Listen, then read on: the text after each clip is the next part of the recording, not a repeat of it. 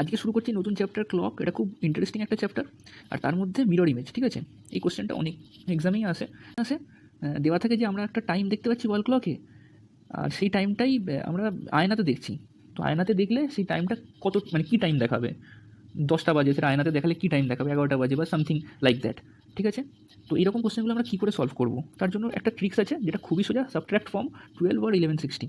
মানে কি, মানে 12 বা 1160 টাইমটা থেকে যে টাইমটা দেবে সেই টাইমটা যদি মাইনাস করে দিই তাহলে আমাদের অ্যান্সার চলে আসবে। এতটাই সোজা এটা, আর সব ক্ষেত্রে অ্যাপ্লিকেবল, যে কোনো কোশ্চেনের ক্ষেত্রে। ঠিক আছে, আমরা এখানে দুটো কোশ্চেন নিয়ে নিয়েছি, এখানে 8টা 15 এই টাইমটা দিয়ে দিয়েছে।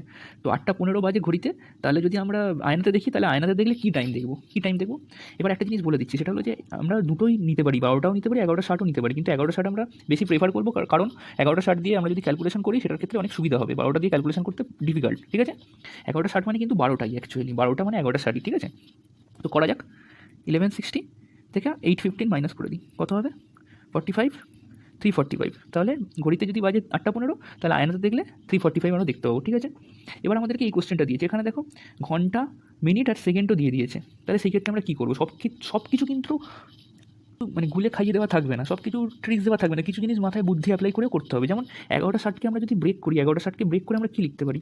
11টা 59 মিনিট 60 সেকেন্ড, এরকম লিখতে পারি। এটার মানেও 11টা 60, এটার মানেই 12টা। ঠিক আছে, এবার 5টা 25 মিনিট 30 সেকেন্ডকে যদি আমরা ওটা থেকে মাইনাস করে দিই তাহলে কী হবে? 30, এখানে হবে 34, আর এটা হবে 6। 6টা 34 মিনিট 30 সেকেন্ড।